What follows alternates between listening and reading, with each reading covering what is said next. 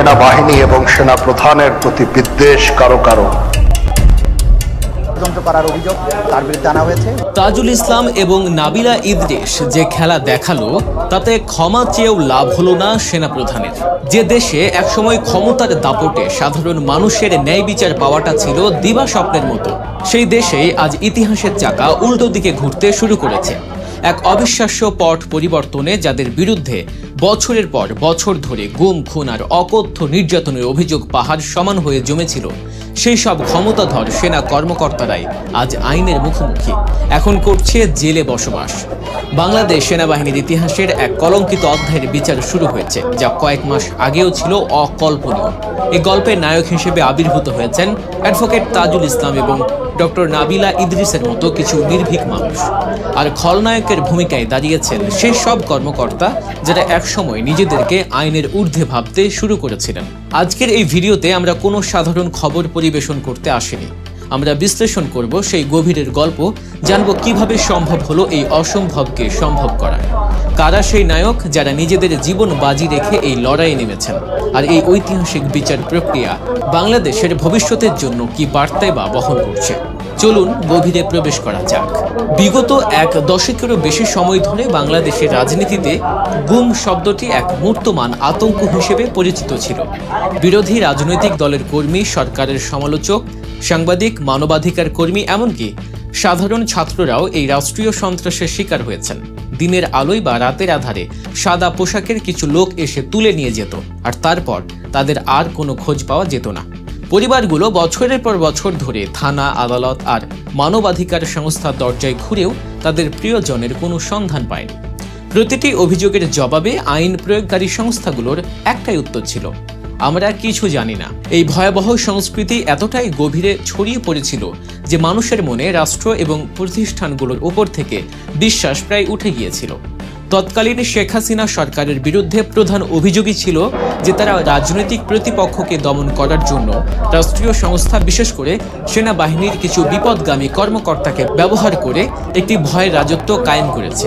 এই অভিযুক্ত কর্মকর্তারা এতটাই প্রভাবশালী হয়ে উঠেছিলেন যে তারা নিজেদেরকে আনটাচেবল বা ধরাছোঁয়ার বাইরে ভাবতে শুরু করেছিলেন। তাদের বিরুদ্ধে কথা বলার অর্থ ছিল নিজের এবং পরিবারের জীবনকে ঝুঁকির মধ্যে ফেলে দেয়া।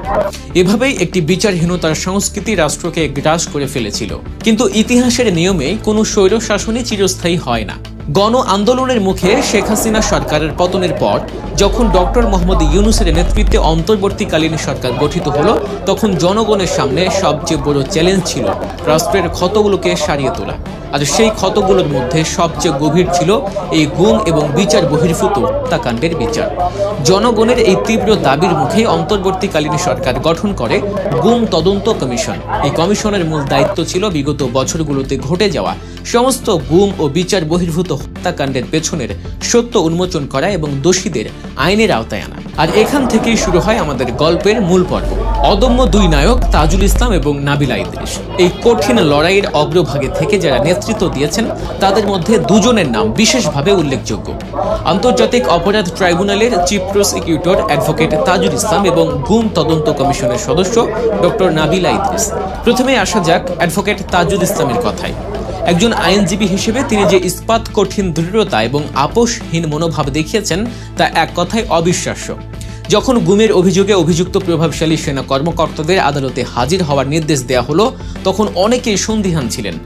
বছরের পর বছর ধরে যারা ক্ষমতা ভোগ করেছেন তারা কি এত সহজে আইনের কাছে আত্মসমর্পণ করবেন? হলো তাই।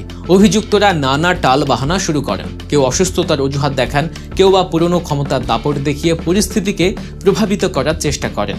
ঠিক এই সময়েই তাজুল ইসলাম তার জীবনের সবচেয়ে সাহসী পদক্ষেপটি নেন। তিনি আদালতে দাঁড়িয়ে দ্ব্যর্থহীন ভাষায় ঘোষণা দেন, যদি নির্ধারিত সময়ের মধ্যে অভিযুক্ত সেনা কর্মকর্তারা আদালতে স্বেচ্ছায় হাজির না হন তবে তাদের বিরুদ্ধে হুলিয়া জারি করা হবে। তার এই একটি ঘোষণাই ছিল পুরো খেলার মোড় ঘুরিয়ে দেওয়ার জন্য যথেষ্ট। এই হুঁশিয়ারিতে কেঁপে ওঠে সেনাবাহিনীর সদর দপ্তর থেকে শুরু করে দেশের প্রভাবশালী মহল। তাজুল ইসলামকে থামানোর জন্য, তাকে বিতর্কিত করার জন্য এবং সরকার, ট্রাইব্যুনালে এবং সেনাবাহিনীর মধ্যে বিভেদ তৈরি করার জন্য নানামুখী ষড়যন্ত্র শুরু হয়। কিন্তু তিনি ছিলেন তার লক্ষ্যে অটল। তিনি অত্যন্ত বিচক্ষণতার সাথে একদিকে যেমন বিচার প্রক্রিয়ার সহযোগিতার জন্য সেনাবাহিনীর প্রতি কৃতজ্ঞতা প্রকাশ করেন, তেমনি কঠোর ভাষায় জানিয়ে দেন যে অভিযুক্তরা ব্যক্তি হিসেবে অপরাধী, তাদের অপরাধের দায় কোনোভাবেই পুরো সেনাবাহিনীর মতো একটি জাতীয় প্রতিষ্ঠানের উপর চাপানো উচিত নয়। তার এই কৌশল একদিকে যেমন সেনাবাহিনীর সৎ ও দেশপ্রেমিক কর্মকর্তাদের সমর্থন আদায় করে, তেমনি ষড়যন্ত্রকারীদের মুখোশও খুলে দেয়। শেষ পর্যন্ত তার এই অটল অবস্থানের কারণেই অভিযুক্তদের আর কোনো পথ খোলা ছিল না। তাদের প্রিজন ভ্যানে করে আদালতে হাজির হতে বাধ্য করা হয়, যা ছিল বাংলাদেশের ইতিহাসে এক অভূতপূর্ব দৃশ্য। এই ঐতিহাসিক পরিবর্তনের সাক্ষী হতে এবং এমন আরও গভীর বিশ্লেষণধর্মী ভিডিও দেখতে এখনই গল্প নিউজকে সাবস্ক্রাইব করুন এবং আমাদের সাথেই থাকুন। এবার কথা বলবো এই লড়াইয়ের আরেক নির্ভীক যোদ্ধা ডক্টর নাবিলা ইদ্রিসকে নিয়ে। গুম তদন্ত কমিশনের সদস্য হিসেবে তিনি যে পরিশ্রম, নিষ্ঠা এবং সাহসিকতার পরিচয় দিয়েছেন তা যে কোনো প্রশংসার ঊর্ধ্বে। শত শত গুমের শিকার পরিবারের কান্না, তাদের আর্তনাদ আর অভিযোগগুলো তিনি দিনের পর দিন শুনেছেন। প্রতিটি ঘটনার গভীরে গিয়ে তথ্য সংগ্রহ করেছেন, সাক্ষী খুঁজে বের করেছেন এবং অকাঠ্য প্রমাণ সাজিয়েছেন। এই কাজটি মোটেও সহজ ছিল না।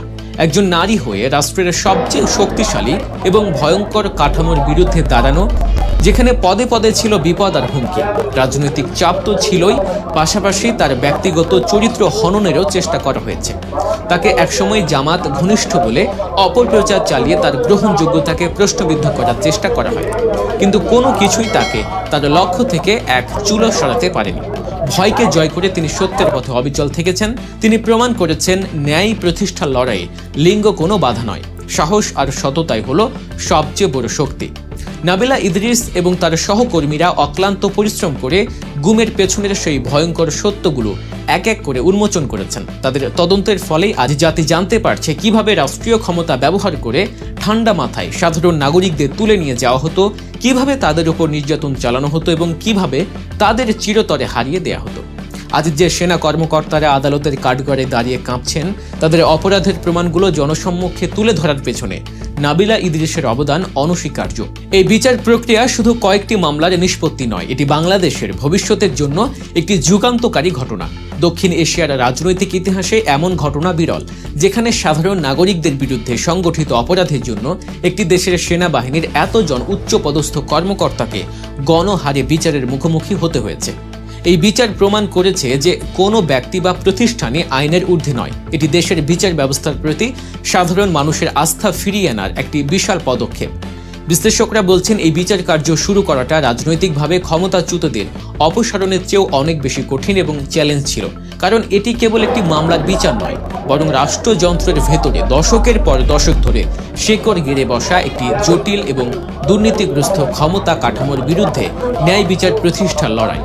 তাজুল ইসলাম ও নাবিলা ইদ্রিসের মতো মানুষেরা সেই কঠিন পথটিকেই বেছে নিয়েছিলেন। তারা দেখিয়েছেন যখন সত্য ও ন্যায়ের শক্তি একত্রিত হয়, তখন সবচেয়ে প্রভাবশালী অপরাধীও আইনের মুখোমুখি হতে বাধ্য হয়।